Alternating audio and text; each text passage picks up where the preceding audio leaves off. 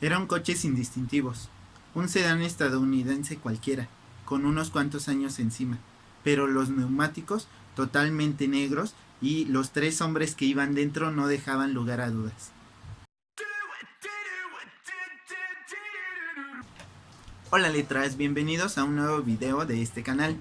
Mi nombre es Luis Blanco y hoy les voy a reseñar El Visitante, mi última lectura de Stephen King. Este libro lo recomiendo por dos puntos muy importantes. El primero sería que maneja esta historia.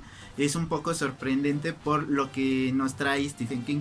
Lo primero, sabemos que es un maestro del terror. Sin embargo, en sus intentos para hacer novela policíaca, sabemos que fracasó un poco. Si han leído Mr. Mercedes, su trilogía, sabrán que no fue del todo aceptada por el público y que tiene ciertos fallos en cuanto a lo que tiene que ser una novela policíaca.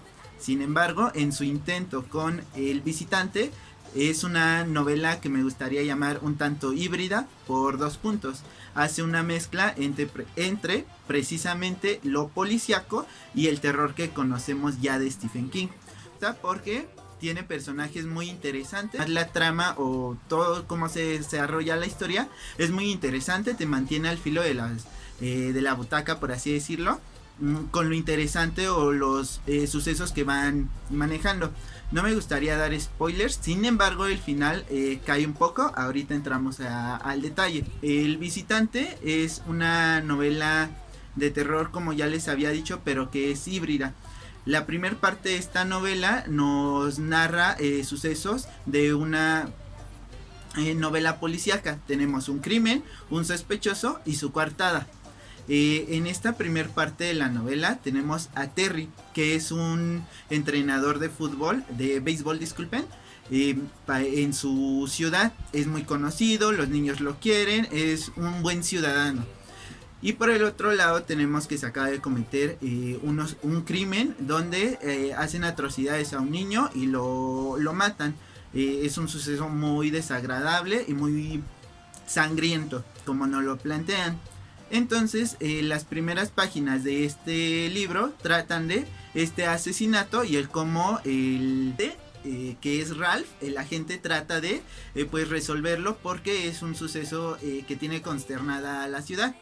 Este libro, en las primeras páginas, como les indicaba, tiene todo lo de una novela policíaca. Está el asesinato, el sospechoso, que es en este caso Terry, que es el buen ciudadano, y también tiene las entrevistas. Esta parte me gusta bastante porque todas estas entrevistas nos van a indicar que el sospechoso principal, Terry, es quien cometió este asesinato. Todo está muy claro. Sin embargo, como va sucediendo la trama de la historia, pues vamos a conocer que Terry, que es un buen ciudadano, buen amigo, buen profesor, tiene pues también una coartada. Esta parte me parece muy interesante porque, como sabemos, en una novela policíaca, el sospechoso tiene que tener una coartada para evitar ser detenido. Entonces la coartada que aquí nos manejan es cuando hace el salto a una novela de terror, porque sabemos que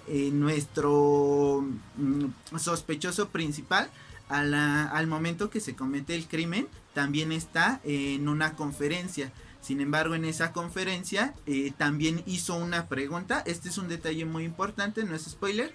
Sin embargo, es muy importante porque cuando hace esta pregunta, en la conferencia lo graban. Entonces es muy preciso el cómo, a la vez que cometió el asesinato, o eso suponemos, también estuvo en una conferencia, estuvo realizando una pregunta, estuvo con sus amigos. Entonces la coartada que él tiene o que nos plantean es muy precisa, casi mmm, irrefutable. Entonces esto es lo que me gusta, que hace un cambio de géneros muy importante.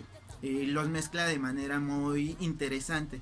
También un punto que puede ser interesante o destacable de esta novela es que conocemos a un personaje más a fondo. No sé si ya hayan leído la trilogía de Mr. Mercedes. Uno de los personajes principales de esa trilogía aparece aquí, y quién toma un punto muy importante porque nos ayuda a resolver el crimen. Ahora, también me gusta el detalle que pone en cuanto a la cultura.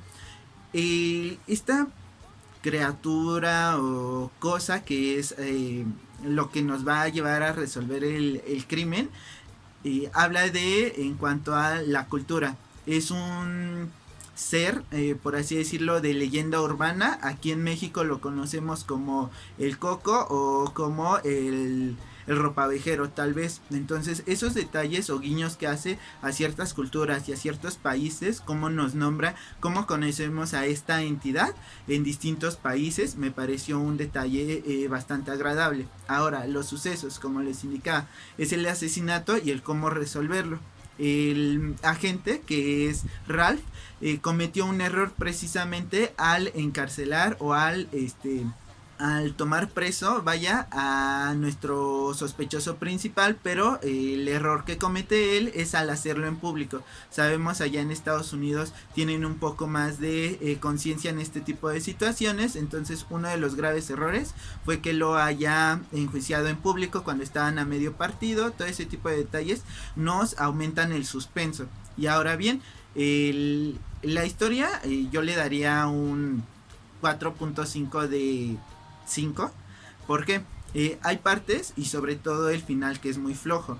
No por eso no lo vamos a leer. Me parece una aventura bastante buena el tener tantos sucesos interesantes, pese a un final que dividámoslo en dos partes. El final, porque el final sería principalmente cuando enfrentan a esta criatura o se resuelve el asesinato, quién fue y el por qué lo hizo. Esa parte me parece un tanto floja en cuanto al cómo eliminan a este personaje, a esta entidad maligna. Esa parte a mí me pareció un tanto decadente. Sin embargo, en la parte final, ya las últimas páginas, cuando ya pasó todo lo malo, ya viene un final un tanto feliz, lo logra. Me parece que logra crear una amistad muy buena, esa amistad que logra crear entre Ralph, que es nuestro agente principal, y Holly, que es quien se suma en la segunda parte de